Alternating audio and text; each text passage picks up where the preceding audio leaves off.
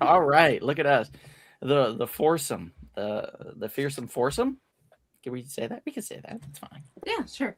Fearsome foursome. The foursome. Whoa, what's going on here? Foursome? What are you doing? Yeah, sure. Okay, well, we're gonna just do that. Everybody can still hear me fine. Yeah. I mean, I can hear myself pretty well. Okay, that was super odd. I'm sorry about that, everybody. But those of you that are tuning in now, stay tuned till the end. Oh no, Spider-Man's not lit up. Stay tuned till the end because we've got giveaway. Didn't hear you. There we go. We got a giveaway. Unfortunately, says Sal. Man, Sal. What? Uh-oh. What are you talking about? Kevin's having sound robotic. I don't know if it's just me.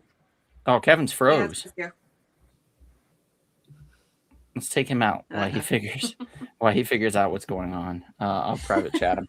We're off to a smashing start. Yeah, that's all right. Your parents are here. Yay! Hey, everybody, say hi to mom and dad. Me too. Hey, mom and dad.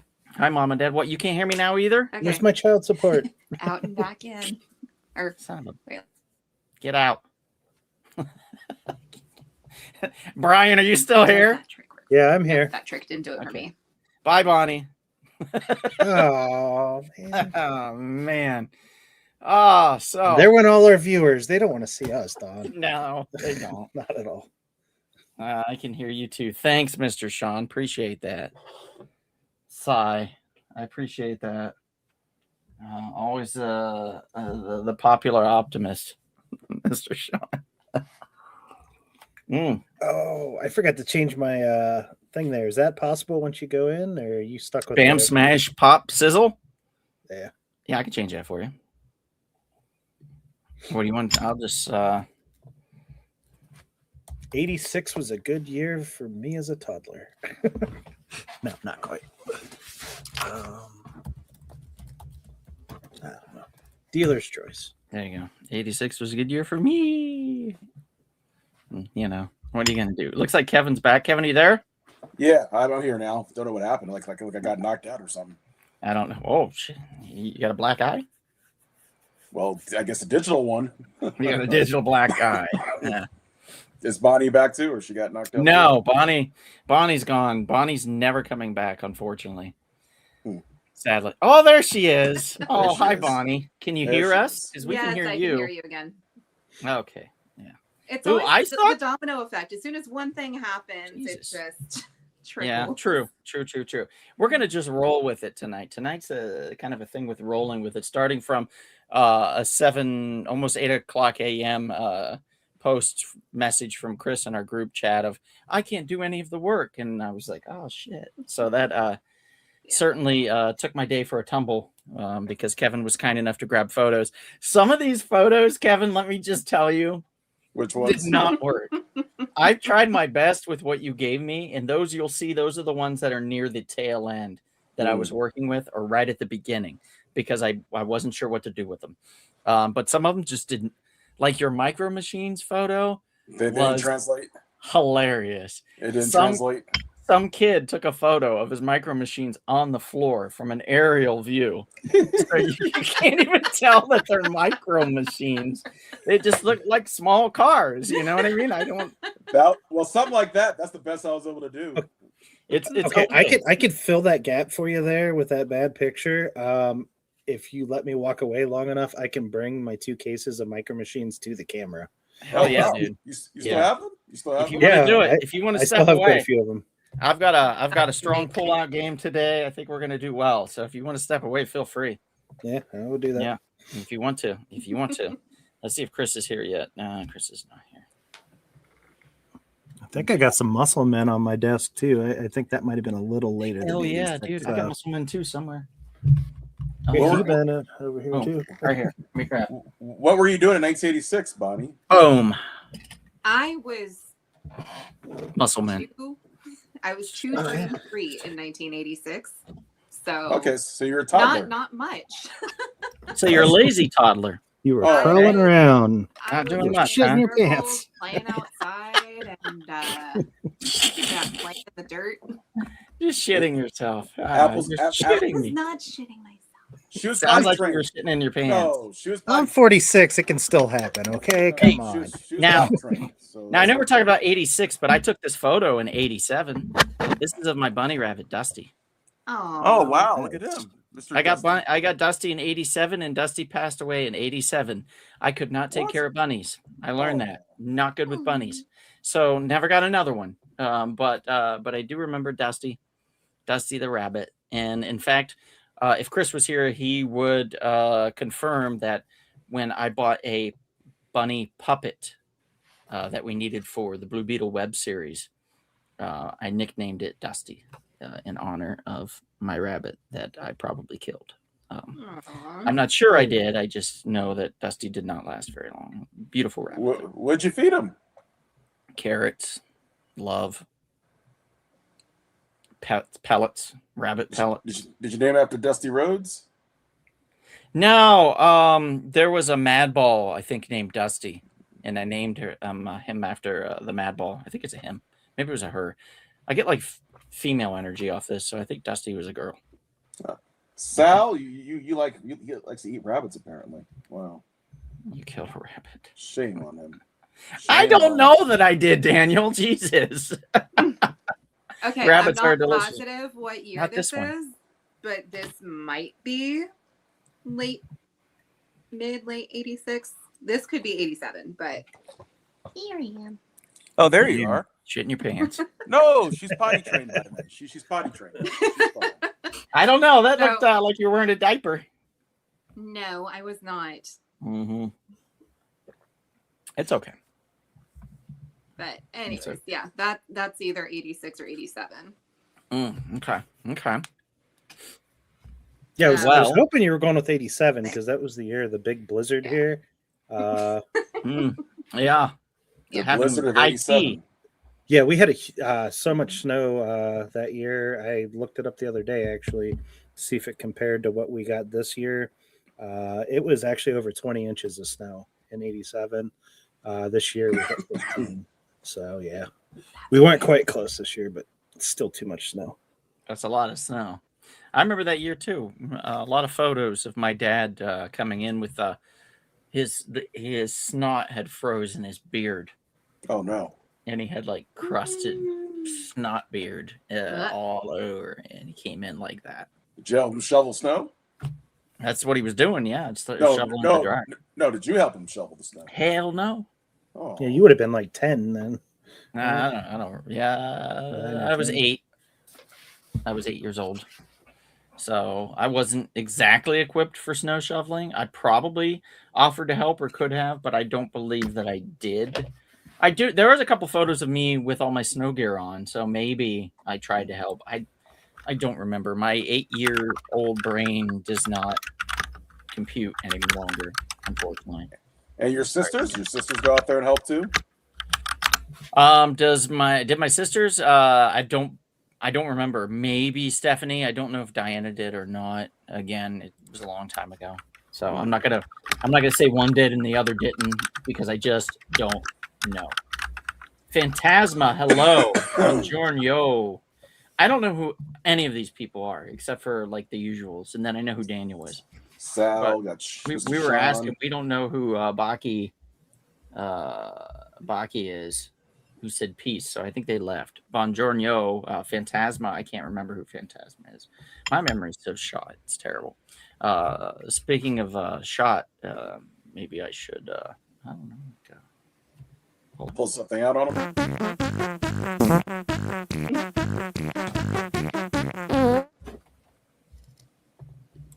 Hi guys. I got a lot of fun things to discuss here. I read a few books, not a lot, but a few, some fun ones, and I hopefully you enjoy them at least as much as I did. So continuing on from issue 1, I read issue 2, Kyle Stark's Wrestle Heist, about them trying to steal money from Vince McMahon during the Royal Rumble or WrestleMania, I believe. It's not really Vince McMahon. It's not really WrestleMania. And this guy certainly isn't The Undertaker, but it all is close enough. Wrestle Heist continues the storytelling in a very interesting, fun way. I'm giving it, still sticking with about a 6.5. I think it's continuing on in that same vein that it did the first issue, which I believe I gave it a 6.5 as well, somewhere around there. So very enjoyable. If you get a chance, pick up Image Comics Wrestle Heist #2. It is just a $4 commitment. Come on, don't be cheap. Following that up, oh man, okay. The Muppets Noir.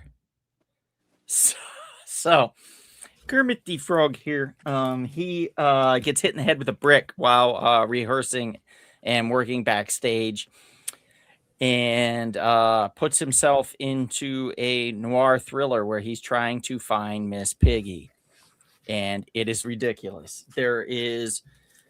It's not as funny as I would like it to be, but there is one moment in there that made me laugh out loud, and I was like, okay, you totally redeemed yourself. So I very much enjoyed it, and I'm going to give this one probably about a 6. I think it's worthwhile. I think it's a lot of fun. I think you guys are going to enjoy it. And it's a $5 commitment from Dynamite Comics if you get a chance. The Muppets Noir. Throw some love the indie way, guys, is what I say. You know, all these big hot shots. DC Comics is going to be owned by Paramount soon. I don't know how you all feel about that. So that'll be interesting, you know, to see where that goes. We all thought it was going to be Netflix. Everybody was losing their minds about Zack Snyder. Guess what? He ain't coming back, guys. He ain't coming back. It's over. The world of Snyder is done. We're under the gun now. That's James Gunn. Last but not least, new history of the DC Universe, the Dakota Incident #1. This is all milestone fun on a bun. It's about a main character in here, one of the newer ones that I don't recognize, and I could be wrong here, but this is a kid named Beacon. And Beacon can, he's got some like, he's the daughter of, or the son of Icon, and the sidekick of, what's his name? Jesus, I'm blanking on him. Static Shock. So it's an interesting dynamic because he falls in time. He falls through time, and he goes into the past, where we get to kind of see the reawakening or the awakening of the Milestone universe, so to speak. So they kind of retell us the Milestone universe and how that works. And then basically they drop a bomb on the Milestone universe by bringing in the Suicide Squad to try to take out all the superpowered individuals in Dakota, which is the city where all the Milestone people reside, basically. So we get Bronze Tiger, Captain Boomerang, Deadshot, and a few others land to try to take them out. But unfortunately run smack dab into, yes, you guessed it, the Blood Syndicate. Basically gangbangers with superpowers going up against kind of gangbangers with superpowers, if you think about it. So a bloodbath ensues. Captain Atom then shows up for the side of the government. He goes up against Icon. So we have this epic battle of Icon and Atom. The Justice League eventually have to step in to kind of negate everything. And then a deal with the devil is made. And back in that timeline, in the alternative timeline, then Beacon goes and reawakes Static to right the wrongs of Lex Luthor, aka President Luthor. This is very topical. This is a very good book. It is a very important comic book. I highly, highly, highly recommend that you read this. The New History of the DC Universe, the Dakota Incident. This is a $6 book. They do have it in $5 format because this is the prestige harder cover. The paper cover would be $5 for you.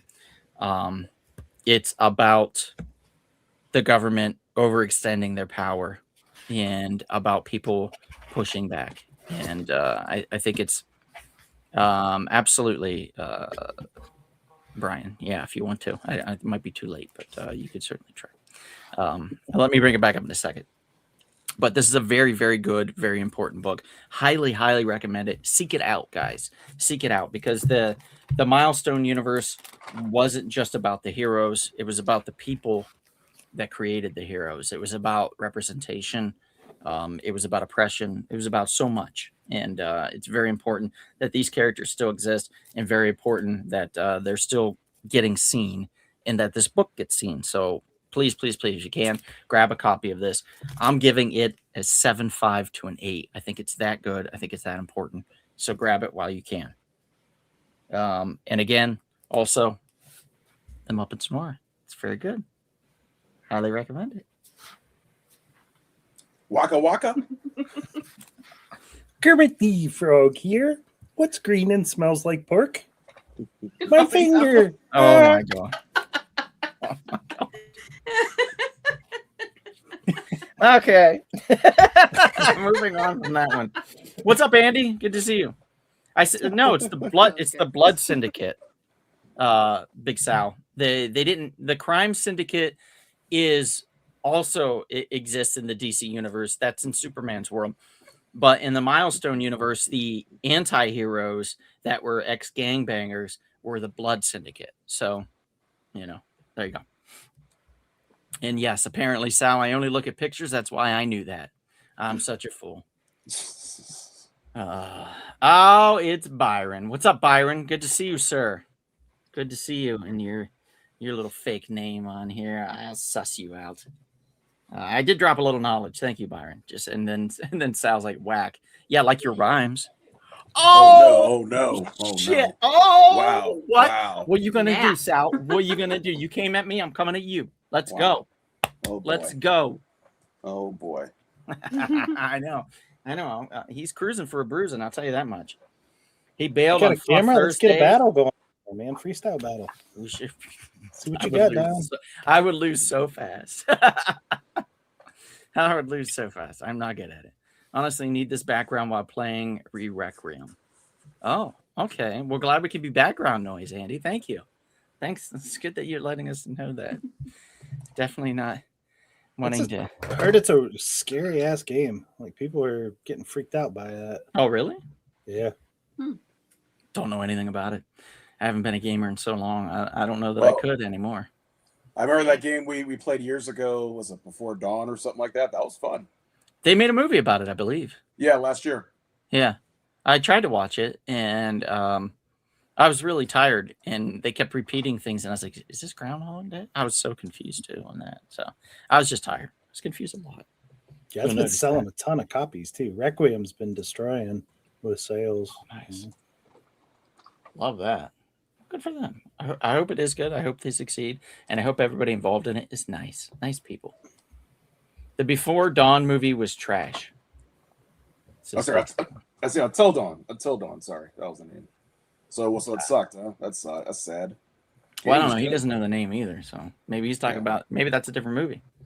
Could be. Before Dawn. I don't know. That could be a vampire film for all we know. Yeah, sounds like possible. It's I possible. mean, there was Near Dark, but yeah, that's true. But let's get started here. I've pulled out fully on all of y'all, so let me pull up some images. We're going to be talking about 1986, everybody. The year that could, the little old year that could, and we're going to be talking a lot about 1986. Why this is pulling up as an image, I don't know. There we go. Let's try that.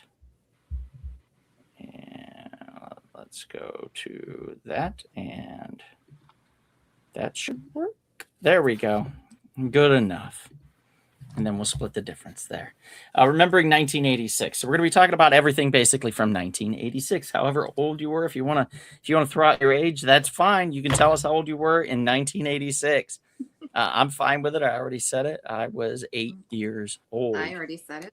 Wait, 86? No, I was 7 years old. I can't do the old. math. I was 7 years old. It's been a long day, guys. All right. I've been busy. So I was 6. You were 6. Yeah. Oh, wow. Sal said he was I 1 year old. Yeah, I was turning 3. David Cox was 11. So David's a little bit older, but not too old. 2 for the bulk of the year. Someone said they were 57 or something like that. Oh wow. Oh wow. Oh, Sammy was not alive. We should be able to Thanks, time Sammy. travel back to that age. That sounds like a Wow. wonderful year. Wow. You know? Wow. No Wow. Sammy. Wow. What a Donald. fantastic time. What? Sammy Being is nice. Sammy is important to the time continuum, so she has to exist. Really? Yes. Fine. She's part of the sacred timeline. Mr. Sean was 30. Okay. Okay. 30 years old. Wow. You know, like, I wonder what that was like, because like, so in the 70s, like that would have been like your bread and butter then, right? Like you would have been like really living it up. In the 60s? Well, he was a 30 kid. in 86, and he Well, he was was a kid. in 76. Well, So Yeah, he was a Yeah. kid in the 60s. He was a little kid Yeah. in the 60s. that's a heck of a time to be alive in a good Mhm. way. Sammy's saying she's the anchor being. For all you know, that's true. She can be Yeah. the anchor being. That's just very true. I told you, she's important. To Or- the There's sacred one timeline. thing I know in Or this are world. you just Danzig Wolverine? She is not the anchor being in this world. If there's one thing I know about this world, Mm. that is It's not me. true. That is not true. The sacred timeline. You couldn't even find people working on a telephone pole, Bonnie. Come on. It was not you. I did find them. I just had to walk outside and walk It down the took you block. 3 hours. You were like, the power went out of her place and she's driving around trying to To find be these fair. people working on this pole. I wasn't driving around looking for the people, but to be You fair, were. on the outage report on the map, on the outage report, it had the pin dropped on a light pole that's directly across from my house, not Okay. on the big giant telephone pole at the end of the block. So, hence my reasoning of I see nobody directly outside my window because That's fair. they were at the end of the street. So once I actually went out to the end of the street, I saw Sammy, their cones set up my in their mouth truck, is and then not I filled saw up. them up on their cherry picker. Cherry picker. Hey, you would be annoyed too if you were without power for 13 hours. Oh, Sal, shut up. He says, Sal says, Bonnie, remember when Donald was giving me directions to the friend's house? I think he's talking about Thanksgiving. Oh yeah, you want to talk about people who can't find shit? To be Ooh. fair, You couldn't find a house that you've been to multiple times before. but I was not myself, to be fair. And that is Sal's fault on that Sure, for me not blame being Sal. myself. I Uh-huh. have to. I have no other choice. Blame I have to him. blame Sal. Sure. So let's bring up some stuff. Not this kind of stuff. Let's bring up some images. We're gonna bring up some images. So Let's see. What do you got? let's talk about 1986. I'm just gonna bring up the first thing that comes to mind. So let's talk about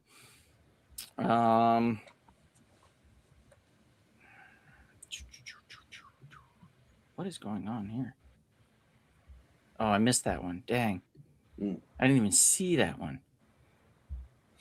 My image on my thing is froze for some reason. Give me a second. There we go. Okay. Well, that was weird. Actually, that's one of the things, Frank. We'll probably get to that. All right. So let's start out with a little TV trivia, so to speak. There's a lot of shows that came out in 1986. That was a big year for television. One of the biggest didn't even involve an actual human being as the star of the show. We're talking about perhaps an alien life form, otherwise known as, affectionately called, Alf. Alf. Let's see if it brings it. Oh, you better know it. There you go. Jesus, why is this so slow? You know, he's adorable. No. Take your time. Take your time bringing this image up. Go ahead. Take your time, please. This is Did you find out? Good Bonnie? Lord. What? Do we all see this? We're on Yeah. 56K. Holy It's like AOL from 1998 or something. Ah! Oh my lord. Are we talking 86 or 96? Let me shut my Wi-Fi off the phone. I say 86. I'm trying to even think. Then my phone won't I even might have pull had the giant floppy disk going into. What is going on over here? Mhm. Do you have Spectrum too? Yeah. Yeah, there you go. Did Spectrum go out? Oh my god. The last year they've been pretty inconsistent. Okay, Yeah. so They have been. let me just Time to for switch to Verizon, man. for the Oh. benefit of everybody, I'm just going to bring up this image and hope that that works. There we we go. go. Yeah. Oh, there we go. There. Look how adorable he is. So Mr. Alf, alien life Oh, form. Alfie. If none of these images that I worked on all day work, I'm going to be so mad at everything. I swear. I worked so hard on this shit. Like, And it did up right up too.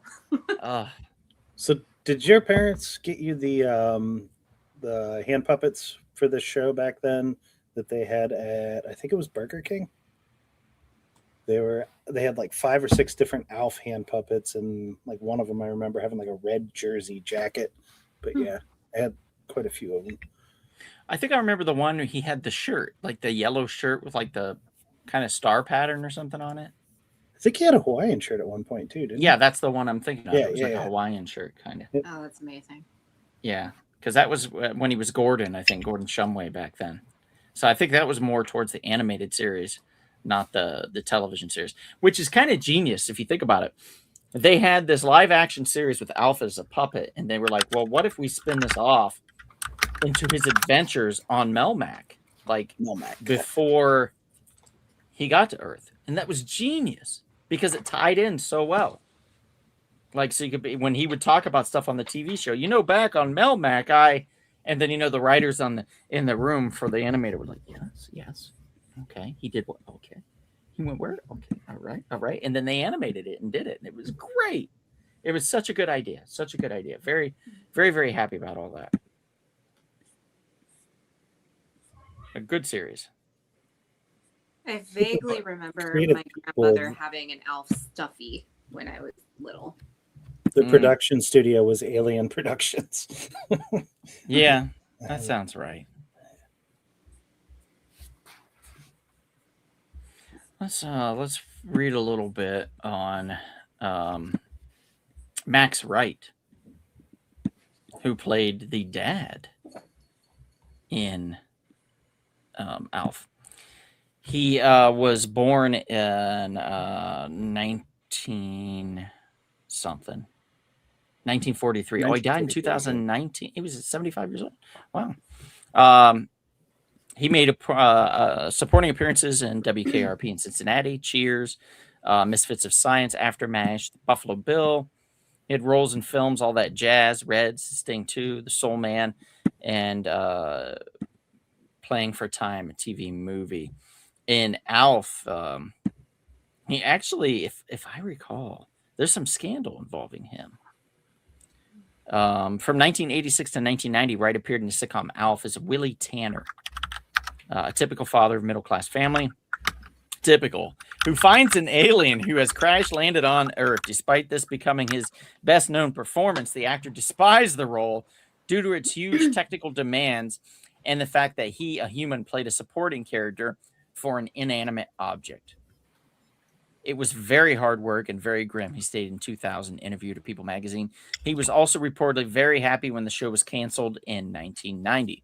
I was hugely eager to have it over with, he said in the same interview. According to his co-star in the show, Ann Sheehan, there was one take and Max walked off the set, went to his dressing room, got his bag, went to his car, and disappeared. Nobody had to say rap, and there were no goodbyes. However, Wright later admitted that as the years passed, he looked back at Alf with less animosity and conceded that it doesn't matter what I felt or what the days were like. Alf brought people a lot of joy. Well, you asshole, you probably should have thought of that when you were doing it. You selfish prick. Yeah, I don't mean to speak ill of the dead, but goddamn. I mean, it could have had something to do with all the crack that I'm seeing here. I had to look into the scandal you were talking about. Yes, sir. Yes, sir. Yeah. Holy. Yeah, there was a lot of crack. Who would have known about Wait, that? you said Alf was smoking crack? No, not Alf. The guy that played the dad, he Max Wright. Oh, Max Wright. yeah, he Max was reported smoking Max was wrong. smoking crack and having relations with male prostitutes. Oh my goodness. Oh wow. Wow. So It just keeps on snowballing. Well, how He else are you was- going to get male prostitutes if you don't have crack? I mean, what do you expect the man to do? So what you're And they saying can't is, do it alone. So what you're saying is you need access to get access to gigolos. You need crack to present to them. I don't Alf liked know. eating cats. The dad did not.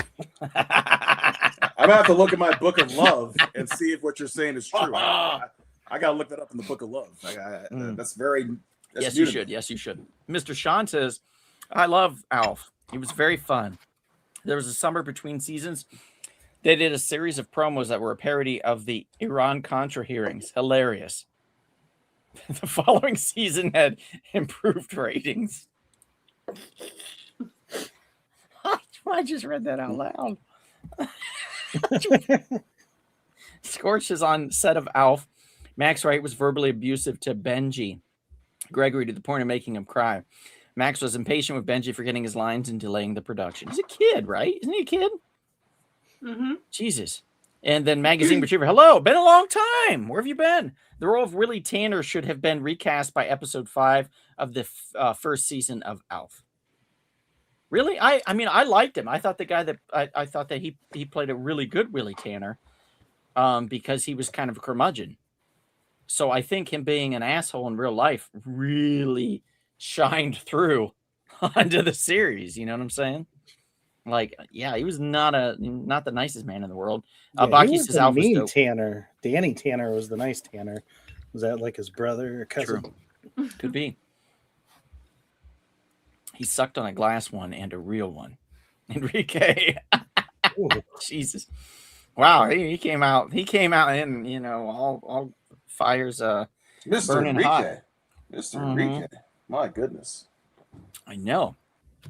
Wow. Okay. Well, let's move away from Alf.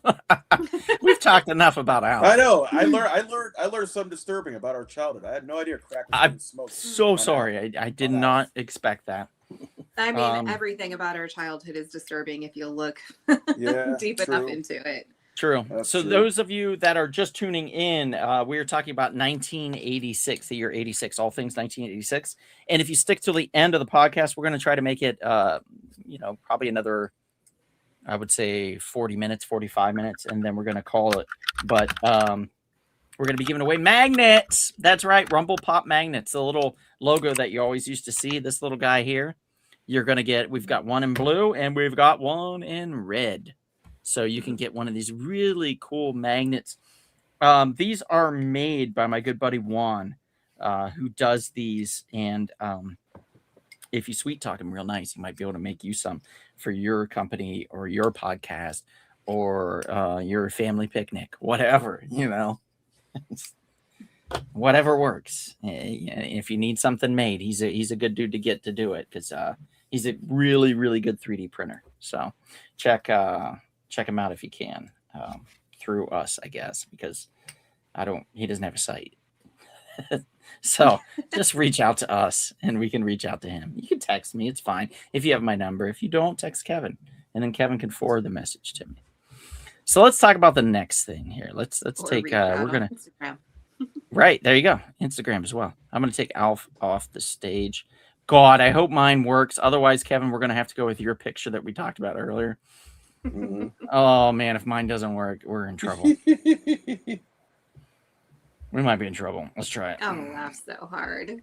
It's working so slow right now. It's not even pulling up on the screen. So I know that that's a bad sign, right?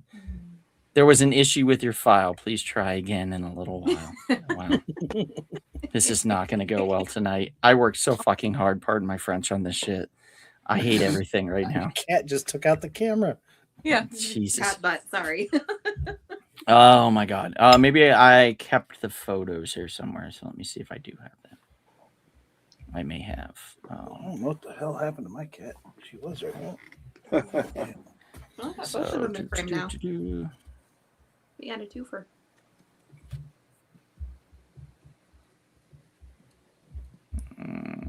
This is not looking good. It's not looking good at all. Oh, wait. Got it. Son of a bitch. There we go. Boom. Yeah. Micro Machines, 1986, baby. I think I actually have one of those in my case. Do you? Nice. I don't know that I had any of those, to be honest. That's a generic one, actually. The one that I'm thinking. Yeah, I have it right there. That's not even a Micro Machine. That's funny. Where's it at? How big is your collection? I have a case and a half. I had more, but I sold some of my retro toys. But Hey, there it is. Yep. Awesome. Yeah, these I don't remember if my mom got these. That would have been before Big Lots. I don't know where she got these, but yeah, these were some of the poor people Micro Machines. I had a lot of toys like that because my parents were kind of barely scraping by back then. But yeah, these were huge. I remember getting these the first time, dude. Having a birthday party at McDonald's in New Philadelphia, Ohio. You bougie bitch. McDonald's birthday parties were the best. Oh yeah, our McDonald's apparently was awesome too. They had a train outside. I know. I got invited to one of those parties once, and I think my sister got invited to it, and I just showed up because I was crying because I couldn't go on it, or maybe I made that all up in my head, and I was invited. I don't know. I was very young, but yeah, that train, dude, that was clutch. Like the train stayed there for a long time. They eventually took it out. But yeah, these ones were my favorite. I was all about the monster truck ones. These were later than 86, though. Those are cool. Those are further into the series, but yeah, they had the really big beefy tires, and yeah, those were a blast to play with. Remember getting in fights on the playground over that, steal your cars. So the Micro Machines for these are so iconic. Like I so vividly remember all the commercials for Micro Machines. They're still not there, right? They're not back, right? They're like they had a reemergence, but I don't know that it's current. Why? Like Hot Wheels and stuff are so huge right now. I don't understand why these aren't. It's so strange. But Kevin, while I was doing my research on this for the Micro Machines, you can tell your buddy Reza that if he is ever in any kind of trouble, and I'm going to assume that this is a possibility, this is within the realm of his world. If he's ever in any type of trouble, he can always go in disguise as the guy that like talked about the Micro Machines and tell me that this is not him with a fake mustache and a hat. Tell me that that's not him. Let's see. That 100% looks like him with a fake mustache and a ball cap. Actually, we did talk about that one time. Yeah, there is a slight resemblance. It's a spot on in this photo, and that's probably because it's pixelated. But I had to take a double look. I was like, "Oh my god!" Like, was he the Micro Machine guy? Can he talk that fast? But I don't know. I know I probably could. By the way, he played what character Transformers the movie he played? Blur. Oh, the junkyard guy, right? No, One of the motorcyclists. No, not him. The Autobot, the blue Autobot Blur. Remember him? Oh no, I don't. Well, did he come out in the movie? Yeah, he's in the movie. He's in the movie. The Transformers the movie? Yes. Transformers the movie. He does the voice of Blur. Wow. When did Transformers the movie come out? I sent you a photo. 1986. Oh, 1986. All right, let's see if I can pull this one up. You son of a bitch, you better work. The accessories they had with Micro Machines were amazing too. They had everything from like little tiny Polly Pocket looking garage sets that would open up into like tracks and ramps. They had a gas can that you could open up and store your cars in that looked like an actual like rectangular gas can. Like, they got really creative with their toys. Yeah, none of these photos I worked on are going to work. Nope, none of them. So you're just going to get these regular images, and I apologize, but it is what it is. So all my jokes and all my things that I pulled, not going to land. So. There we go. So Transformers the movie. This came out in 1986.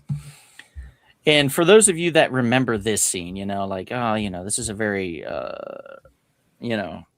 interesting scene. It's Prime and Megatron fighting. Mm-hmm. And we all know how it went. It did not go well for either one of them, technically. Yeah, true.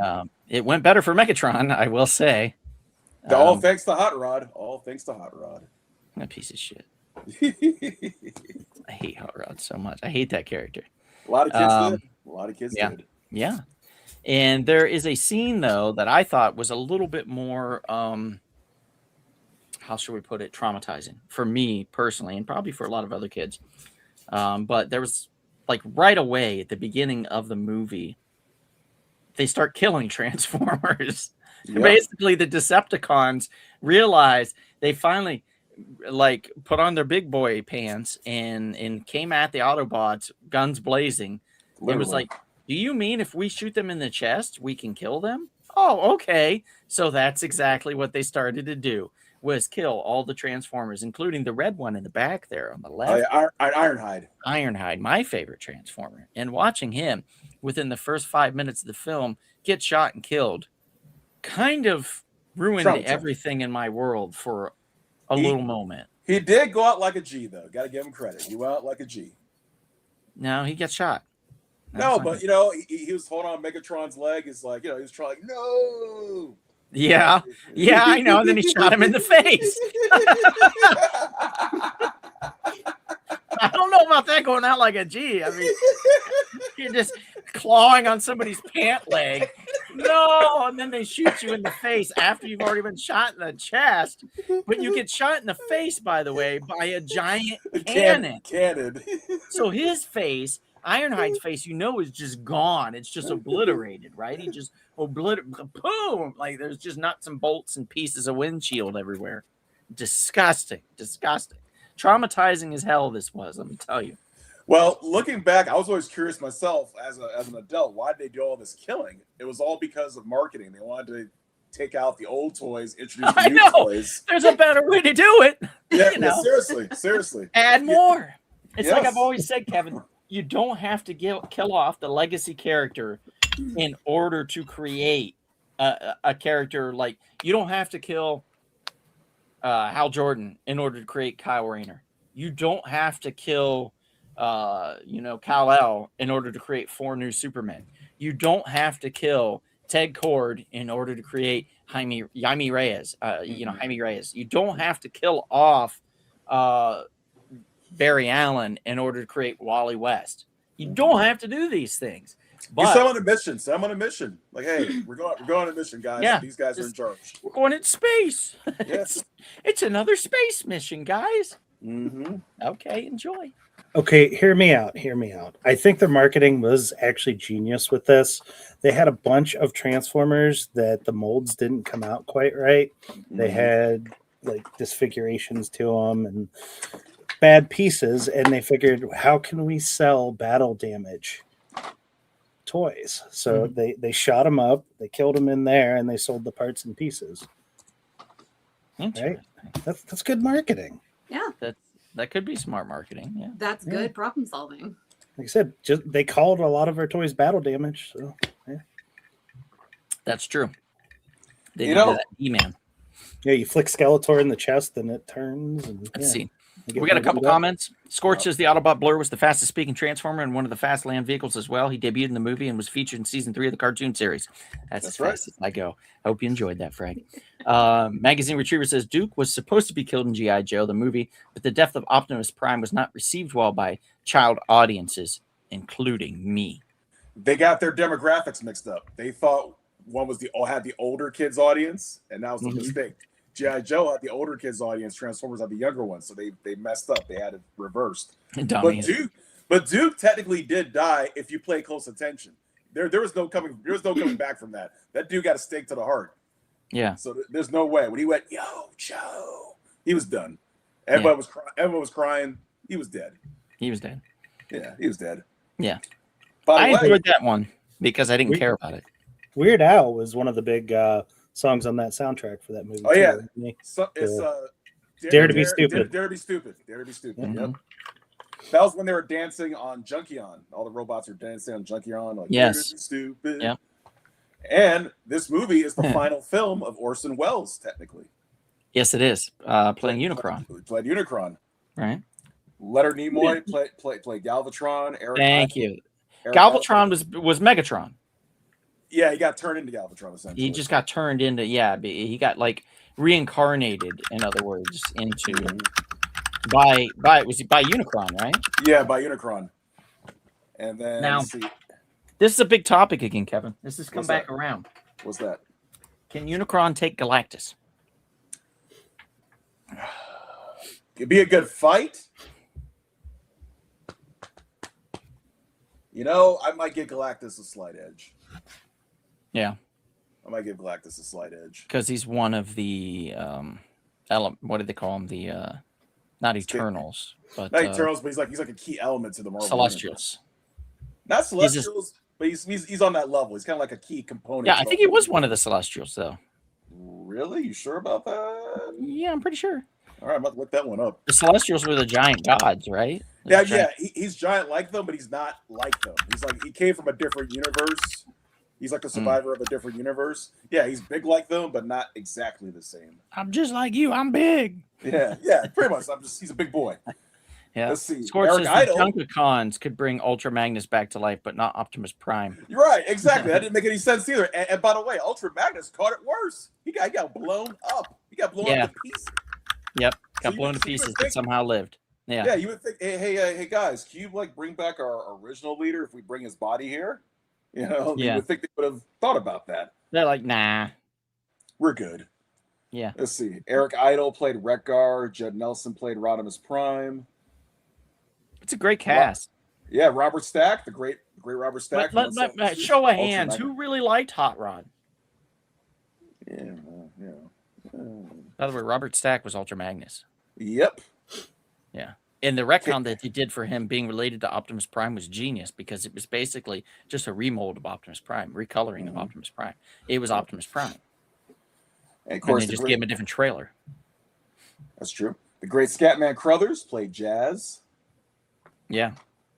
Just an amazing cast, amazing storytelling, very adult. As an adult watching it, I very much enjoy it. Still don't like watching Ironhide die, but I very much enjoy the film. So definitely worth it. Just remember, he went out like a G. I like a And G. And Blur was played by John Moschita Jr. So that's the guy, the Micro Machines guy. Oh yeah, okay. So we got a lot to cover here, guys. So I'm All right, going move to on. pull up some more here. We've got Alf. We had another thing that came out in '86, a little more adult, but it does involve space. Since we were talking about Transformers, let's talk about this movie. Put him on the map. It put James Cameron on the map. It put Sigourney Weaver further on the map, and it made robots look like they could be cool again. Also, Talking the about- famous line too. Get away from her, you. Bitch. Yes. 1986's film Aliens. Game over, man. Game over, man. Game over. Now to give a little ad here. Coming up on March 11th, We Can Be Heroes in Chatsworth, California. We'll be hosting all of the Colonial Marines from Aliens. That's And next, they next, will next be Wednesday. they will be doing a signing there at the shop at 9449 DeSoto Avenue there in Chatsworth. So if you guys get a chance, it is from 3 p.m. until 8 p.m. So they're going to be there for quite a while, 5 hours, hanging out, chilling, signing things. Michael Bean will be there, guys, which is crazy to think about. What about Bishop? Bishop, he's not on the list, so I don't Oh, think he's part of the No Lance Hendrickson. Damn. right now. It's just the Colonial Marines, and they said a few special guests, so it's possible. It is possible. Now, what if So James if I- Cameron flew in from New Zealand? How nice would that Oh, that'd be crazy, dude. I'd That'd be pitch him on the idea for a couple of my films. Okay, so if I ship you my quadrilogy box set, would you be able to get some autographs for me? I mean, yes, I absolutely could. All right. I just got Paul Reiser to autograph it like 3-4 months ago. we went to see him. But yeah, Very he autographed the Aliens section of that for me. Very nice. We had some comics for him to sign for, there was like a charity thing that we were doing, and he forgot. Yeah, I had to have the manager at the venue I get it. get to it, him. because Yeah, like he doesn't do a meet and greet with the public at all. So. No. Oh, that's a bummer. He's super nice, by the way. He's a super nice guy. I've talked to him. He's very nice. He is a little standoffish, but he's very nice. Very nice guy, though. But yeah, so Aliens. What did you guys think? Like, I did not know that there was a film prior to this. I'm going to be honest. Like, it took me a long time as a kid to realize. Kind of like Evil Dead 2. You weren't aware of the other one. Yeah, I wasn't aware that there was a Army of Darkness. I didn't know that there was two that came before it, Evil Dead 2 and Evil Dead. And Aliens, I didn't know that there was one called Alien. Mm-hmm. Like, and technically, you don't have to, because Aliens is so good at rebooting the franchise in a more active way. Mhm. It's funny because Aliens does not fit within the canon of the storytelling. It does not fit. It does not fit within Alien. It does not fit within Aliens 3. It does not technically fit within Resurrection. It does not fit within the series that came out. It just doesn't. Wait a minute. It fits with Alien 3 to a certain extent. It's the most action-packed, incredibly told story in the Aliens universe. There is nothing better in the Aliens universe than Aliens. Oh, I see what you're saying. It is the pinnacle that has set itself apart from every other thing alien related. Now, how this got back into the hands of Ridley and continued to be boring again, I'll never know. What, you think the first Alien movie's boring? Yes, I do. Well, you got to remember, it's a different type of film. It's more of like a thriller, horror film. 100% I understand. But also, this came out in 86. So again, I'm 7 years old, and I probably watched it when I was 10. Right. So, like, I wasn't introduced to Alien. I wasn't introduced to Aliens 3. I was introduced to Aliens. Makes sense. Because it was action packed. And, True. Everything moved so fast and it was so good and so well done. My parents were like, you should probably watch this. So I did. Thanks to them. The thing that happened to Bishop, though, freaked me out, though. Hey, Monica. That freaked me. That scene where the when he got torn in half, basically? Yeah, and he's spitting out this white blood, technically? Yeah, that milky blood. That freaked me out when I saw that. Knocking, hello. Good to see you. That disturbed the heck out of me.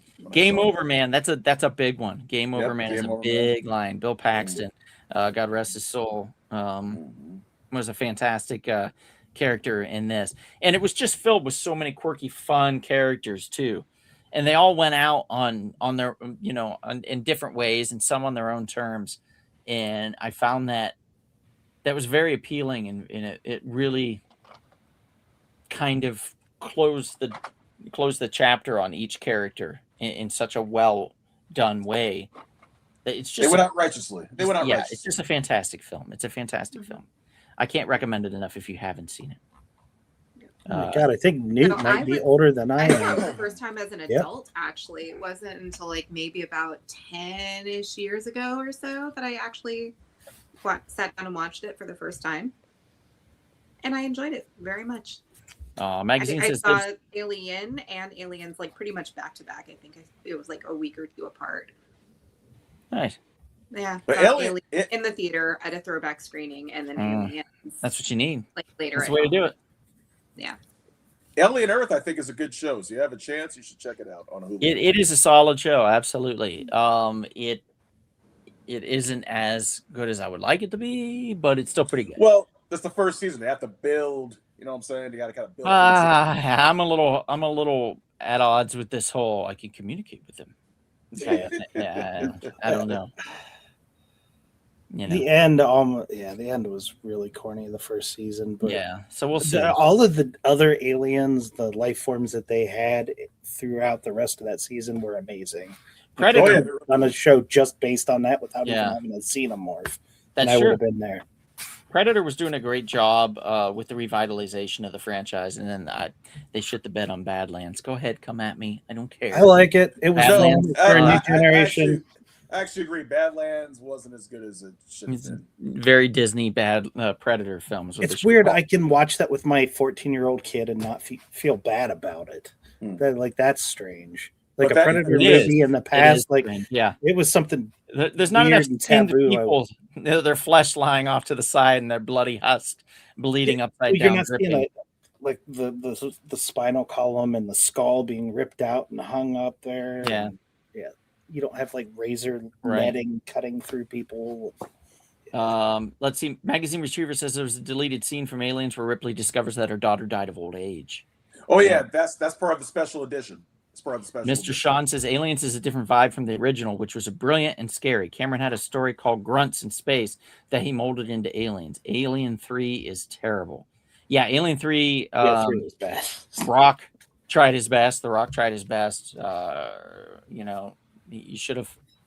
If only he had his chair that he got at the dump, he would have been. It was Patrick. It was what's his name? Charles S. Dutton, I believe, was the guy that played one of the preachers. Knucking Futz is Aliens so good, best in franchise. Scorches Mr. Sean. Yeah, there were lots of great lines in that film. I like how there was still indoor smoking in the year 2179. Also, it gave us the iconic chest bursting scene, which we wouldn't have had that. We wouldn't have had the song and dance one for Spaceballs, which was phenomenal and much more well done, in my humble opinion. Yeah, David Fincher kind of disavowed Alien 3 because it was like his first movie, and they didn't give him much power. Yeah, Knucking Futz says, so for me, first is Aliens and then Prometheus. I can't back that play. Really? That whole series sucked balls. Ooh. I mean, it was bad. The first one is okay. The Prometheus is okay. It's okay. Better, it's okay, but you know what? It's no. Ridley just needs to stop. He needs to get away from that and leave it alone. We could have had a Neil Blomkamp. I was upset about that.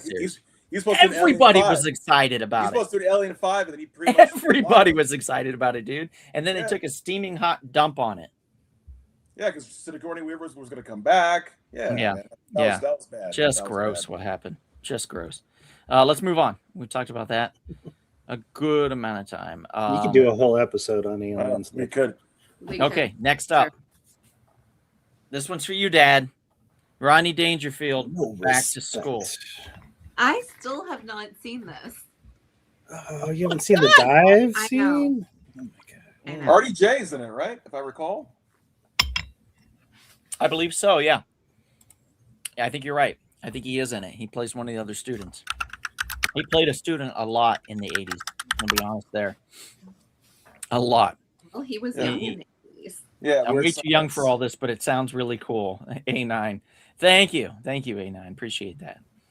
Yeah, I mean, it all is really cool. You should be, not should be, but you can write these down and be like, okay, I should watch this. Robert Downey Jr. was in that? Yeah, I told you. Yeah, RDJ. Yeah.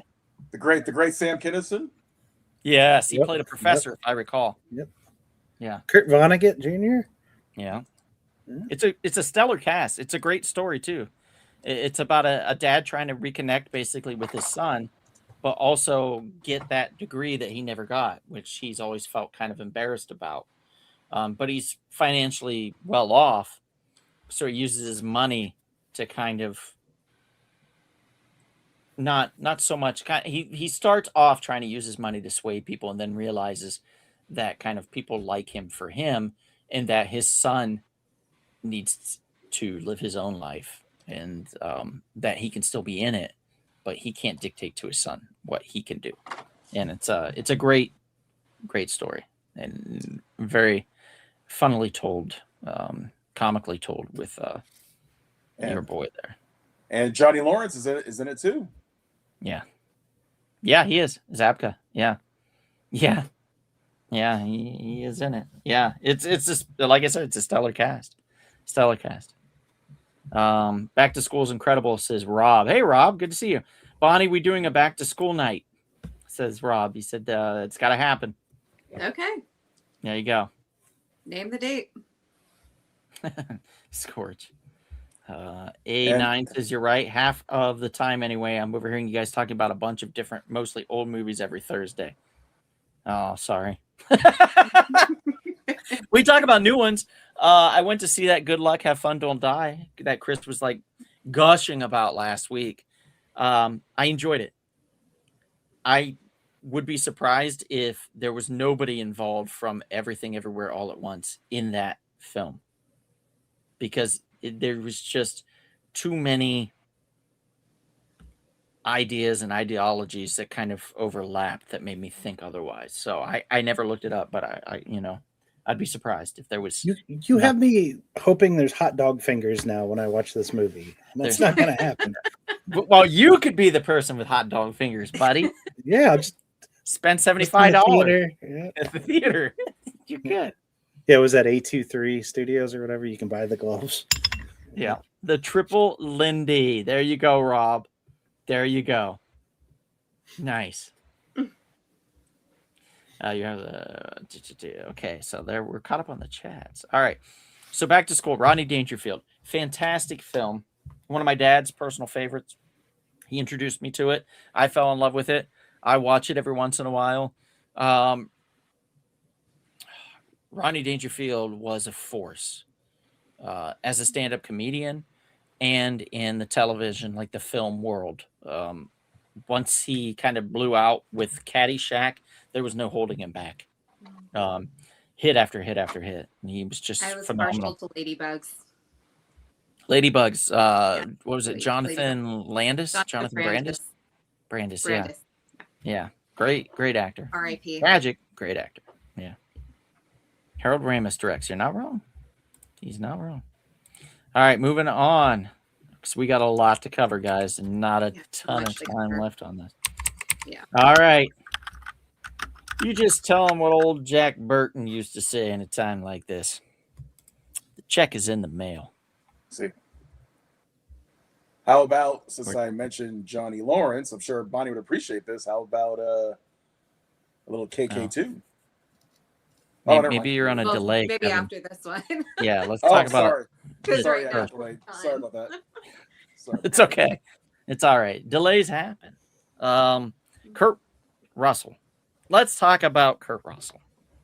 How fantastic was he in this film? And the Sex and the City ladies there too. Yep, Kim Cattrall. Kim Cattrall. Yeah. Yeah. Let's talk about how fantastic she was. Was this her debut or just one of her very early? Very early. You might she was be right. A Mannequin. So I don't know which one came out first. That's right. It was one or Mannequin, or they might have come out. Mannequin was number one. By the way, she did not. Oh my God, she's gonna be 70 years old this year. Holy crap. She's gonna be 70 years old this year. John Fox. Donald knows all about awkward delays. You're not wrong, sir. So beautiful. I'm the king of awkward delays. Amish says, it is great. One of my all-time favorites is David Cox. Really? I'm getting a check? Says Amish. No, Amish, you're not. About 20 years ago, I was in downtown San Diego. I saw him coming out of a hotel. Kurt Russell? Oh, man, that's awesome. Easy Money, David Cox. Yeah, that's another great one. That's the one. I think he's Joe Pesci's in that one too, right? I think it's Joe Pesci. It's all in the reflexes. Yes, another great line. Another great line. This was a fun one. I haven't watched it in a really long time though, and this was another one that I discovered as an adult at a throwback screening. If they ask you how to describe it. Well, it's an action adventure film. Well, it's a science fiction film. It's a comedy. It's a little bit of everything. It's kind of horror-esque. Yeah, it's got tinges of every single thing. Like it is. I don't know, lightning in a bottle. It's just so unique and so different and so fun. For those of you that don't know, let me bring up the explanation for Big Trouble in Little China. The little synopsis. How about that? From 1986. Of course, it's directed by none other than the Halloween director, John Carpenter. Directed this one. We'll give you the quick synopsis here.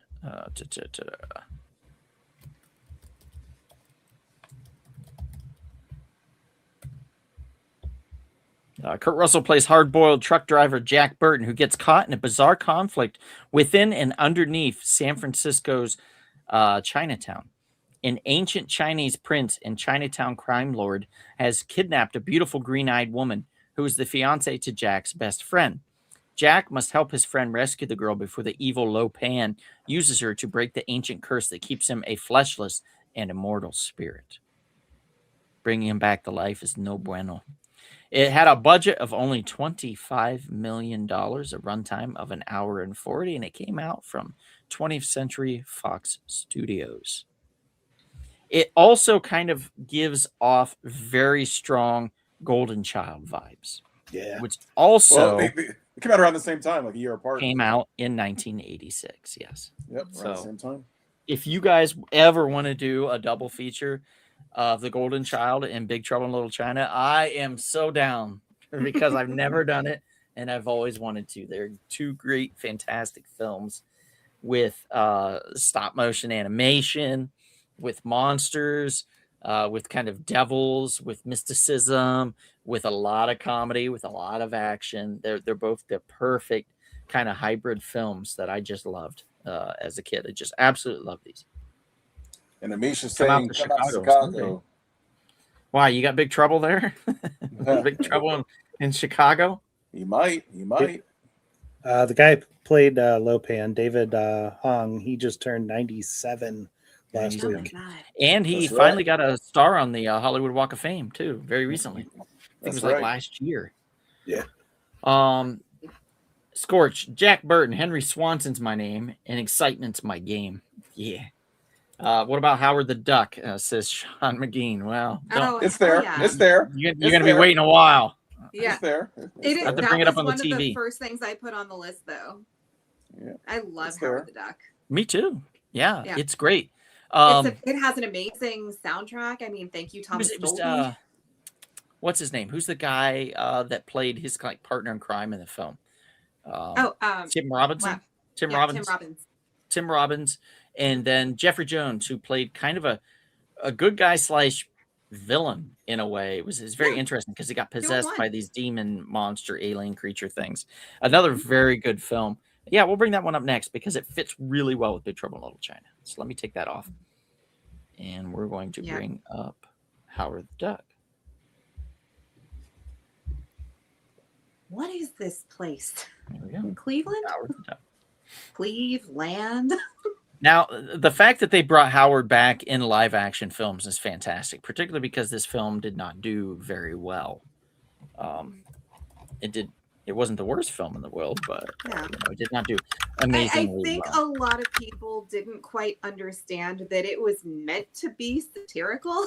Mhm. And also, Oh, I it was think- meant for yeah. older adults too. That too. Yeah. So Howard the my Duck, parents were in when the camp that were going, oh, hey, look, a talking duck. That's perfect for our small child. right Mhm. when it first came out, But- it cost $36 million in a budget, and its domestic total was only $16 million. So it did not do extremely well for anybody. Foreign gross was It did gain 21.6. that cult home video following. I mean, technically, Well, it made 37 million. I mean, on a 37 million budget, Yeah. 37 million. So, if you don't account for advertising, it broke even. Wasn't a You could hit. say this movie might have been a lame duck. Oh, this guy. Boo. Wow. I can't believe you said that. Yeah, so Howard was in his Oh. world on his planet when he was suddenly beamed from Duck World to where he lands in Cleveland, where he Yep. saves Rocker Beverly from thugs and forms a friendship with her. She introduces him to Phil, who works at a lab with scientist Dr. Jennings.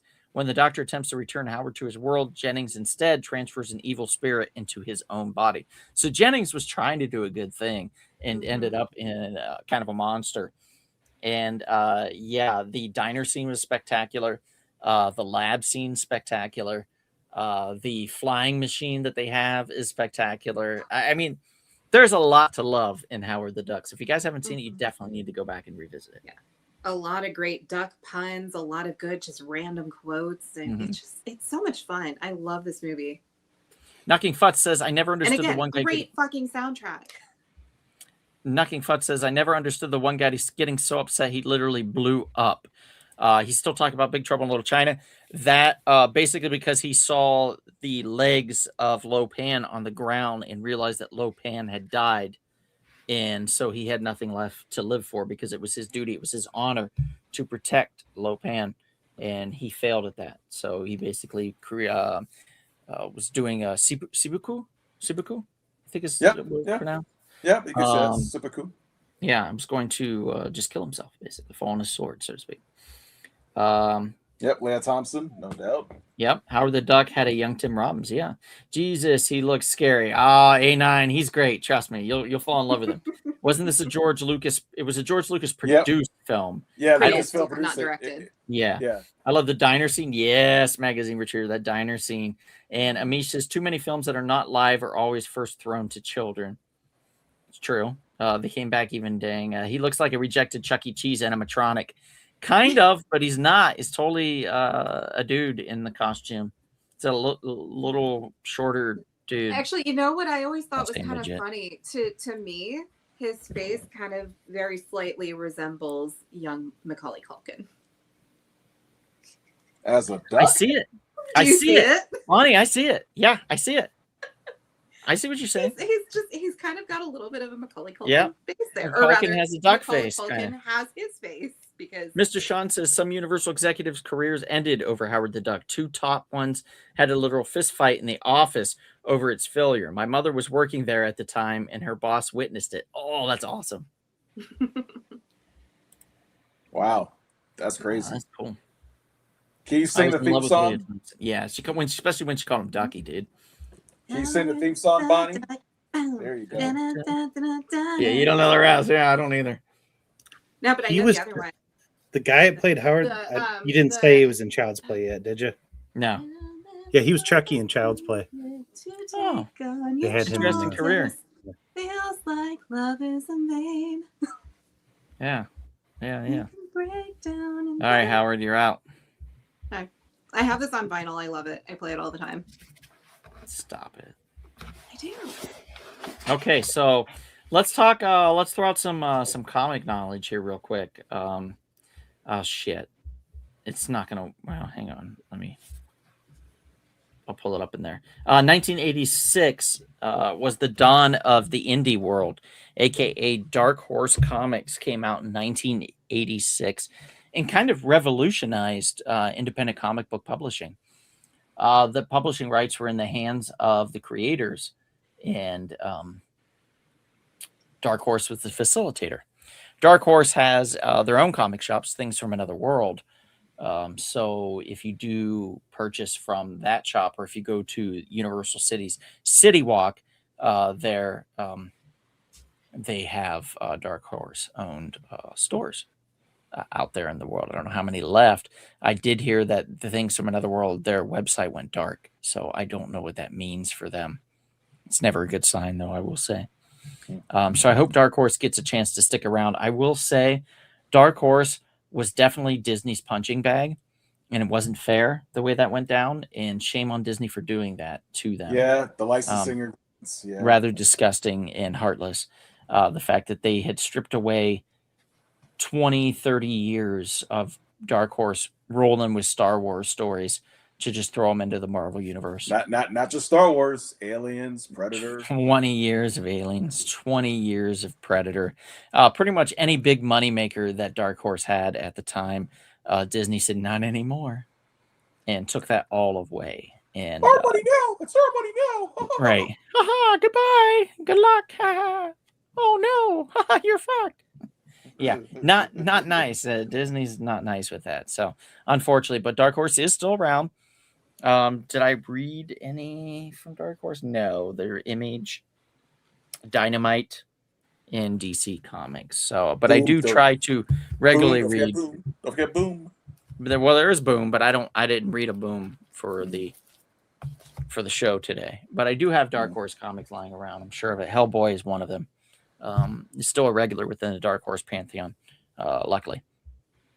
Disney's not nice with a lot. Yeah, you're not wrong there. Brother Fox. Katy Perry Dark Horse? No, not that one. Not that one. Sorry, Amish. There was a time when Star Wars comics started to drop off, so Dark Horse took over the Star Wars comics. Yeah, that was Marvel was originally producing Star Wars comics, and then they started to really suck bad, like really bad. And they lost the license. Marvel lost the license to it. And Dark Horse took over and ran with it. Reinvigorated. Yeah. That's why some of these characters were in Dark Horse. Yeah, I mean, what's his name? Thrawn. Thrawn is a Dark Horse character. I mean, is a fantastic one. You know, even Darth Maul to a point is a Dark Horse character if you think about it. So there's a lot that Dark Horse did for the Star Wars universe. Yeah. By the way, if people are interested, from 9 years ago at this point, good Lord, time flies, we did do a history of Dark Horse comics. That's true. We did. Nice throw out there. Mm-hmm. Okay. Why did Marvel just stop publishing stuff outside their own IP? Because money. It's cheaper to do your own stuff. They still do license some of their Disney characters out, though. Dark Horse does still do some of those here and there. Dynamite does a fudge ton of Disney stuff. They're doing Ursula. They did The Little Mermaid. They did Hercules recently. They did Dark Horse did Cars and Incredibles and stuff, though. So, you know, they do kind of spread that around. Marvel doesn't surprisingly do a lot of their Disney stuff. They do a lot of just the superhero stuff. And yes, that is true. Transformers was at Marvel originally. It's like Concrete did make its debut through Dark Horse in 1986. It was his first appearance was through Dark Horse, and it came out in 86. I think I want to say Black Flag was another one that came out in 86, one of the earlier Dark Horse anti-heroes. Dark Horse was big on the anti-heroes too, so you got a lot of that. And the concept behind Alien versus Predator started at Dark Horse. Yep. See, there we go. So much love to Dark Horse, guys. Another comic book one that we want to bring up really quickly is 1986, Alan Moore and Dave Gibbons, The Watchmen. You got it, Sean. You just mentioned it. So there we go. Watchmen, 1986.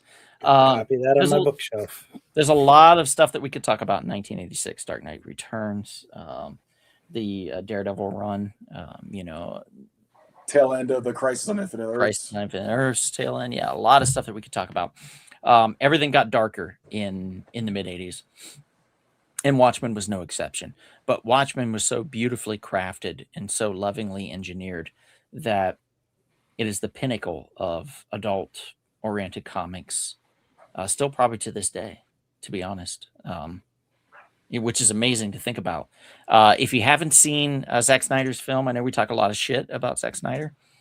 It's phenomenal. I think it's like one of the best adaptations, and I don't care that there's no giant atomic squid or whatever at the end of the film. Yeah, for a movie, that's stupid. For a cinematic film, that's stupid. Right, using Dr. Manhattan as a villain at the end is fantastic. It's such a clever idea. And one, I was like, duh, why didn't they just do that in the comics? It makes so much sense. But whatever. I think The Watchmen was beautifully done. I think it's a fantastic film, and I highly recommend it to anybody that's willing to watch it. As far as the comics concerned, all the spin-offs that came after later in the 2000s and such, Minutemen, Rorschach and things like that. Rorschach was written, if I recall, by Tom King, but he made, I think if I recall, he made Rorschach Frank Miller, which was so random and weird.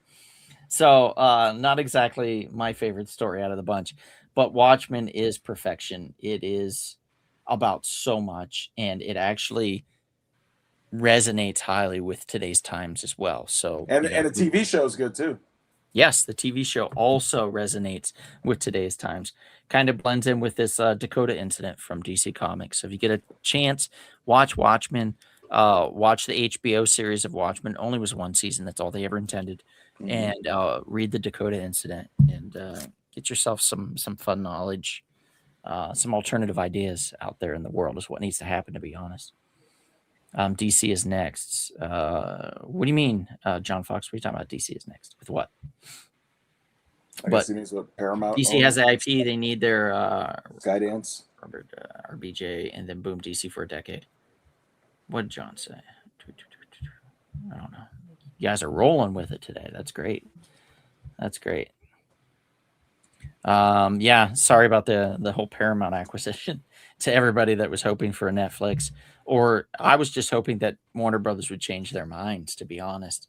I think it's kind of disgusting to like nobody's blaming Discovery, which I think is wrong. You should blame them.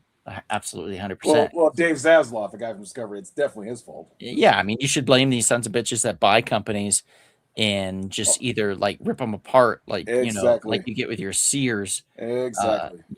Toys R Us. I'm still not over that. Toys R Us, like that kind of stuff. They did this. They do the same thing to studios. You're talking about private equity. That's exactly what they do. Yes. Yep. You got it. John Fox says Paramount is better. They will throw money at it. Skydance is becoming a serious player.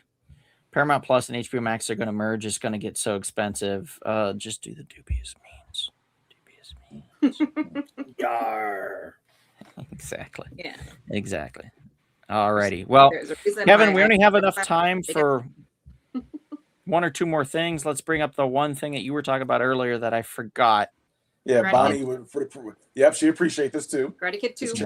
Yeah, because Chosen's that's my dude. Chosen's my dude. That's Kevin's dude. Kamiko, she's my girl. We got Peter Cetera. It's under the, isn't it? Death. Yes, it is. It's under the. Okay, the Karate Kid Part 2. Oh, okay, God, Bonnie, take it away. Seriously, that moment.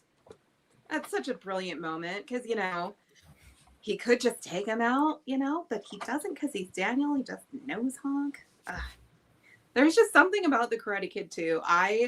Honestly, it's one of those for me where the sequel surpasses the original for me, and just by a hair. Karate Kid is still like my favorite movie or franchise or series, whatever. I've got tattoos. It's it's up there.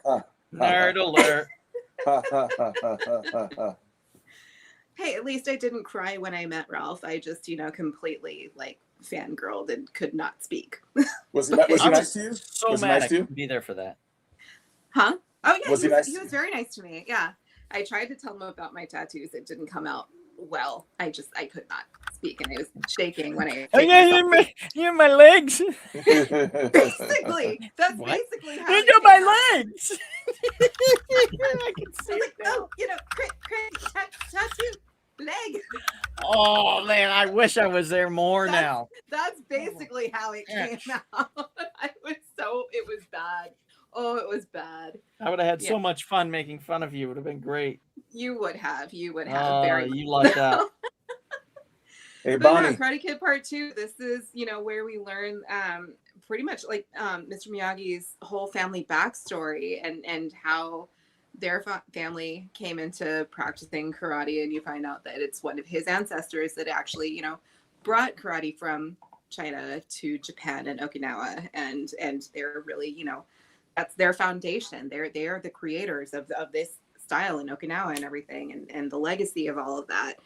And you've got, honor and loyalty in those battles. It's just, oh my God, I love it. It's so great. Hey, Bonnie, for your collection. You keep this for your collection. All right, moving on from Karate Kid because we've got a few more things I want to quickly bring up before we call it an evening. 86 was too big. There's a lot, so I'm gonna bring up a lot. We've got Highlander. Bringing that up because we're getting a new Highlander. It's gonna be Superman. It's gonna be Highlander. So we'll see how that goes. Yeah, I was reading through a short article today that popped up, and they were saying that they actually electrified the swords for the fight scenes in that. So when they were clashing swords, it actually looked like sparks coming off of the blades. Yeah, that's cool as shit. Amish, I got one for you here. David Cox too? No, I don't have David Cox for Amish, Kevin. No, the one how he that mentioned. Works. The one he mentioned. Oh, okay. All right, Ferris Bueller's Day Off. That's the next one that we'll talk about really quickly. Great film. I mean, breaking that fourth wall. Different. Not a lot of films did that really, and Ferris Bueller did it and did it masterfully. And again, another great pivotal role from Jeffrey Jones, who unfortunately has some bad karma, bad juju on his name, and I'm sad to say it, but it is what it is, Wasn't a girl in Legend as well? Yeah, she was. She's fantastic in that film too. Fantastic. Mia Sarah. something. Mia, thank you. Yeah. Mhm. Yeah. Great actor. Took Great me a actor. second. Would have taken me long. I've got that song stuck in my head now. Was it Yellow? That song? Mhm. Bow, wow, Ding, bow. dong, dong. Uh-oh. Next up, Castlevania. Gummy Oh, hell bear? yeah. What a great game. Came out for the Nintendo Entertainment System, which came out technically in, what, 86? Well, 85 technically at the end, but had 85. a full nationwide debut in 86. Okay. Yeah. So we got it in 86. And then we've got Castlevania. Came along quite quickly. Simon Belmont, who we thought was competent until we watched the Nintendo Captain N and Game Master? Game Master, yeah. And then we realized Simon Belmont was just a pompous ass that really loved his hair.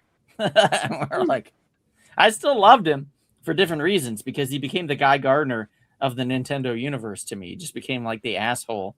But he was fun, he was a kind of a cowardly, fun character. And those are always interesting characters like Scooby and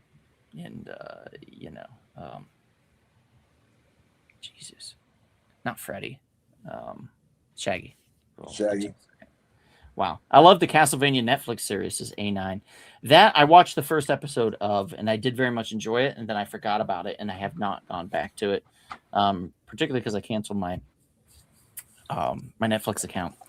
And then if you're not on Netflix all the time, you kind of forget what's on there. I went to see Ferris with a friend like me. He stayed for the credits. We were literally the only people in there to see it. We laughed at the scene and the situation. Yes, Mr. Sean, that's always fun to kind of be the last people in the theater. You're still here? Mm-hmm. Yeah, they did that kind of something similar in Planes, Trains, and Automobiles. Another thing that I thought was important was we're going to bring this up. Laser Tag came out in 86, right? It was Laser Tag? Didn't work for shit, but it. Yeah. I much preferred Yeah, Photon, actually, when I was younger. Photon was my jam, more so than Laser Tag, because they had cooler helmets. I always thought that was cool. Yeah, these coming out then and playing with those made me think laser tag was always going to be an awful thing that just never worked, and it felt like the scores were made up. Yeah, the new ones actually work really well. The ones where you have to go and recharge your ammo, and you can throw a frag and take people out within a certain radius. Yeah, we now have that technology. It was a TV remote we were playing with back then. Nice. Yeah, I remember there's a lot of that other series that had to do with television, where you could like shoot at the screen, so to speak. I can't remember what that was though.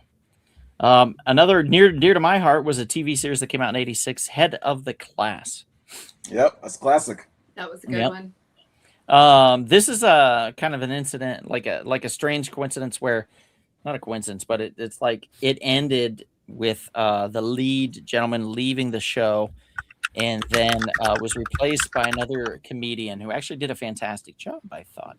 Billy Conway, Billy something, I can't remember his last name, but a Scottish dude, if I recall. Very funny comedian, and took over in Head of the Class. But it was kind of revolutionary. It was maybe not revolutionary in so much that, but in like the 80s of them going to Russia and then them showing, that they were enjoying themselves, that the Russian people were not much different than the Americans, and so on and so forth, kind of trying to rebuild relations within a television show, which is an interesting thing to do. It got political at times, topical a lot.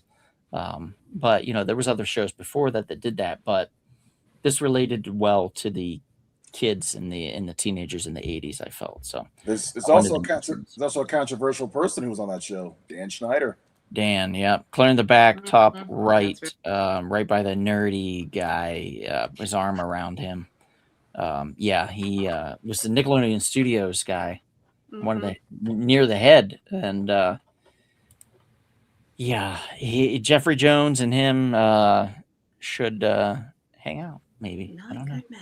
Not And of course, the great Ki Hui Kwan, he was on the Yeah. show too. Yes, he was. Yeah, not through the whole thing, just for like one season, I want to say. Mhm. He was on, but he was in it. He was in it. Let's see. Anything else I want to bring up, or you guys want me to bring up? Anything else really quickly that you could think of? I guess. I mean, Hang on a second. Oprah Winfrey came out.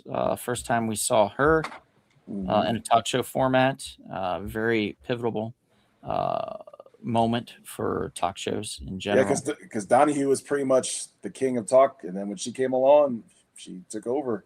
Mm-hmm. Mm-hmm. Then we had the follow that up with Pee Wee Herman and Pee Wee's Playhouse. Can't go wrong there. That was a classic. We all love That was that. another fantastic one. Yeah. And last Stand By but Me not came out. least, okay, Bonnie just jumps right to it. What'd she say? What was Well, it? I guess we're ending on her choice. We can let me still pull up end the on picture. yours. No, if it's you fine. Want to, if you want No, to. I'm eliminating the three amigos to talk about Stand By Me. And you can forget Top Gun because Bonnie needs the pie contest from Stand By Me. Is There we that the go. picture? Stand By I Me. didn't pick the picture. There Okay, you- that's not the fucking pie contest. Yeah, but you're going to talk about it. I know you are.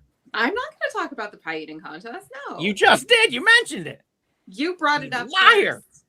That scene was so Anyways. disgusting. That scene was so disgusting. Did the It vomit? really was. It really Yeah. was. Yeah. But I kinda mean, was oh disgusting. god, I love this movie though. Who doesn't love this movie? It's, Do-do-do, oh, do-do-do, god, the soundtrack is amazing. do-do-do. Do you want to see a But- dead body? Yeah. Friendship, adventures, grief, dealing Friendship with is magic. traumas as young people, and yeah, there's so much to love about this movie. Stephen And- King story. Stephen King Yeah, story. Stephen King story, and he very like this is one of the few movies that he's approved of that came out of his writings, and where he actually said he wished that he had done what they did in the movie with River Phoenix's character, like picking up the gun and threatening the bullies at the end. He's like, yeah, I wish I had done that. That was a good choice. But yeah, rest in peace, Rob Reiner. Yes, indeed. Geez, Bonnie. I'm sorry. Well, on that note, maybe Happy we should sad. bring up the Challenger explosion there. You what? negative. Oh my lord! God damn it. Bonnie did this. This is all on Bonnie. I did Just not. ending this on a real shitty, sour note. You were No. gonna do it. It is- No, end it with Top Gun. Don't end it with Wow. Challenger disaster. End it with Why Top would Gun. you do this? Why would you do this, Bonnie? Why would you bring this up? I didn't. Wow. I did No. not. Oh, You We- did we- this. God. No, You we did this. can't. You know what? I remember there was a Punky Brewster episode where they talked about this. And I Really? remember, yeah. I don't remember, but I remember being in school during it, and you Yep. know, like they turned it on so we could watch it. Like I remember that, if I recall, like it was either so we could watch that or we watched went like to commercial and they started talking about the astronauts and stuff or something. I was very young when it happened. Yeah, Buzz but- Aldrin came on the episode to like kind of convince her because she wanted to be an astronaut, and then she didn't want to after seeing that. But Buzz Aldrin like re-inspired her. Yeah, it's kind of crazy. Like Yeah, the whole thing is insane. And last but not least, Top Gun or Three Amigos, one of those. Pound two. Oh Puppies. yes, Oh. Pound Puppies. Yes, Pound Puppies. Here we Oh. go. That's something nice I to would have say. known. I've got one of those still somewhere too. Yeah. If I remember, Yeah. it was like we're Pound Puppies. We want to go home with you. If I remember correctly. Yes, That's Mr. Sean. Billy Connolly took over from Howard Hessman. That's right. Thank you. The quality never dropped. Wonderfully written show. Agreed. 100%. 110%, dude. Such a good show. Head of the class. Did you have a Pound Puppy, Bonnie? Oh, of course I did. Yeah, I had a couple. They were adorable. They were very adorable. Yes. Amish, this one's for you, buddy. Let me pull it up here. Legend of not the lead character in the game, by the way. Yep. That's Link for those That's of you Link. that are confused. But it's The Legend of Zelda is the love of his life, apparently. Now to end it on a good note here, we do have a couple giveaways. We have 2 giveaways. We have a red magnet and a blue. These are the Rumble Pop magnets. We will be giving these away to you, the viewer. If you would like to be entered in for one of these, just say here in the chat, and we will enter you in to win a free magnet. These are a lot of fun, guys. Top Gun, great fun movie. It did make Tom Cruise a star, absolutely. It kind of cemented his role as a star. Let's say that. Mm-hmm. But let me bring up the Wheel of Fun, and we'll make it live for y'all. Yay! Is Amish near you? Like, is whoever that person is in your chat, Amish? No, he's in Chicago. Chicago? Yeah. Well, if you want to deal with shipping, I will give this away to him. I might even pay the shipping. Since they brought up Zelda, Hey, Sabrina. I'll make them one of these so they can have their own personal ocarina. So, oh, that's cool. yep. That's very cool. Pretty awesome. Amish, I will get you out an ocarina. Well, Amish, just reach out to us and let us know, buddy. Dr. Cool Mermaid is here. We got a lot of here's. Kevin, you ready to give me the list? People are here. Yeah. Andy, got it. Something, Mr. Sean, Enrique, A9 Jizzy, something like that. Dr. Cool Mermaid, of course. Mom and Dad, your mom and dad. Amish, Sean McGean. You will not get the super high notes on it because it is 3D printed. It does function, but I think you are limited on the super high notes of it. So, Amish. Anyone else wants to say something that you're here? Speak the word. David Cox. David Cox. Why am I not seeing these? Okay. David Cox is in the house. I don't see Sean McGean. I saw him say here. Did you? Yeah. Weird. He's not popping up on mine. Okay. All right. I'll take your word on it, though. Weird. David Cox. Okay, got David. Anybody else? I have Andy, Mr. Sean, Enrique, A9, Cool Mermaid, Mom and Dad, Amish, Sean McGean, and David Cox. It's 9 people so far. Anybody else? And yeah, Mr. Sean too, right? Yeah, Mr. Sean's the second Okay. person I mentioned. Okay. Okay. Got Yeah. it. Yeah. Anybody else? John Fox, I thought was still here, but maybe he left. Maybe John. Johnny Boy, are you still on? Let us know. Say something. We're going to do the red one first. The red one's going to be the first giveaway for the red, okay? So for the red, I'm going to go and let me make this live here. So give me 1 sec. Alrighty.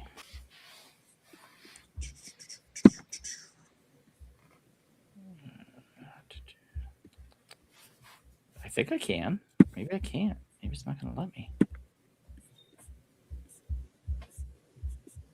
Weird.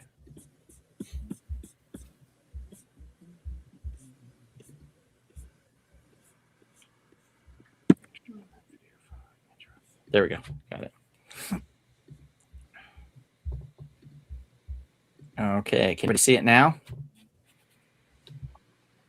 There's a lot of people on that wheel. Wow. Yep.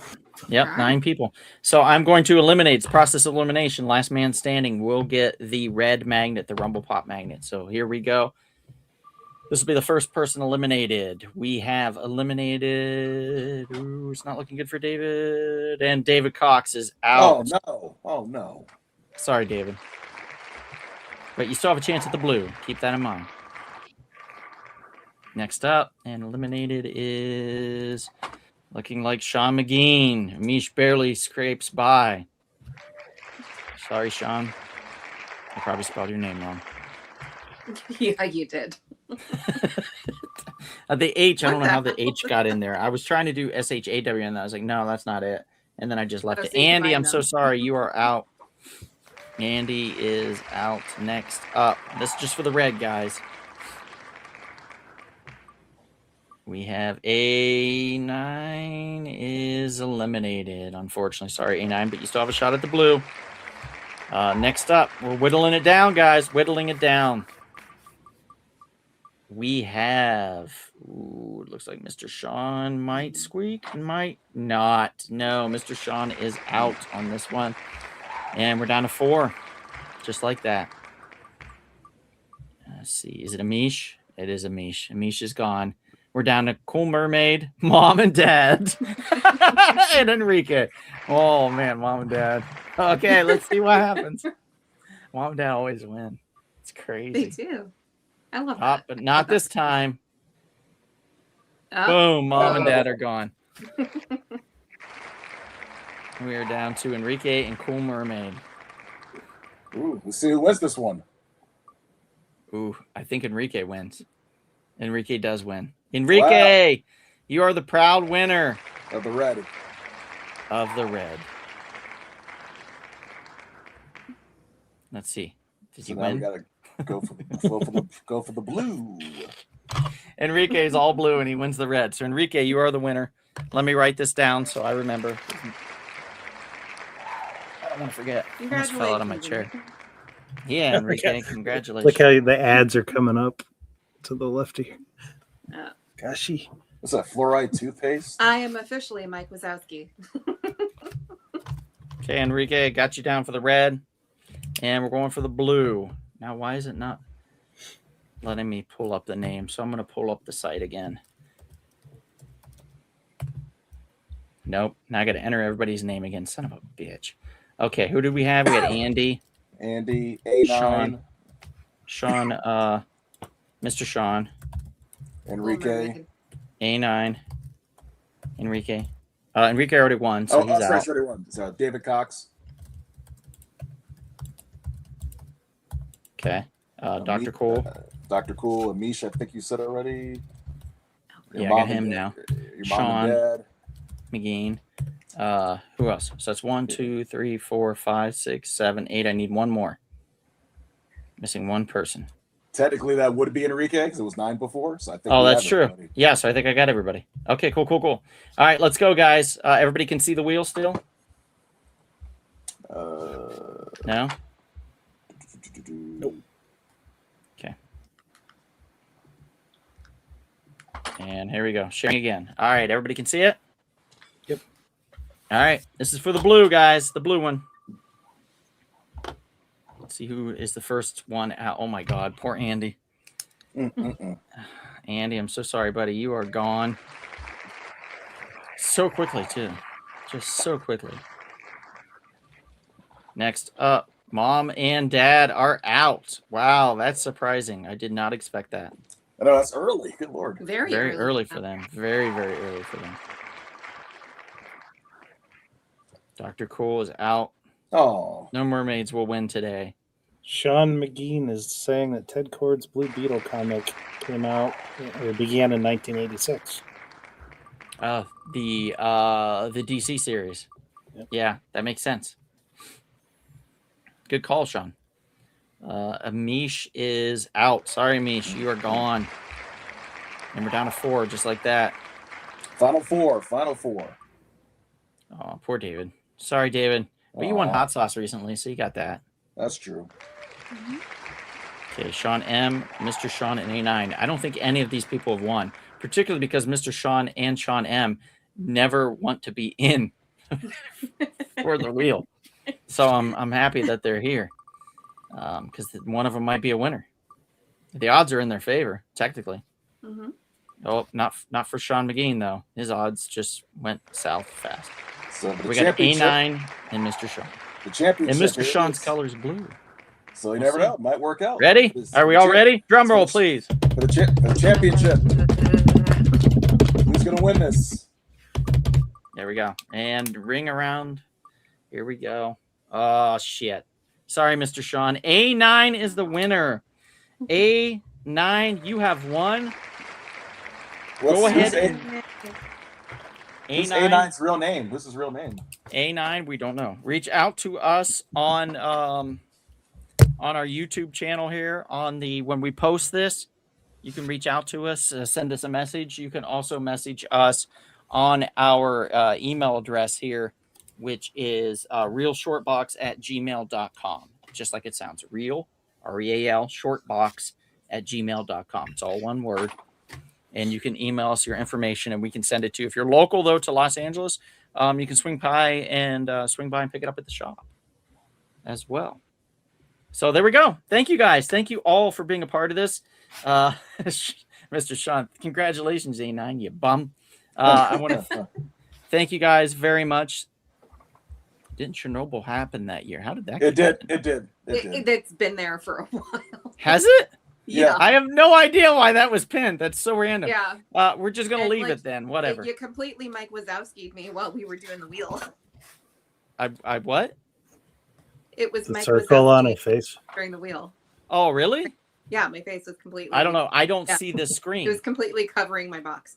I had no idea because I can't see myself when I'm doing it because I'm on the other screen, so I can't even see it.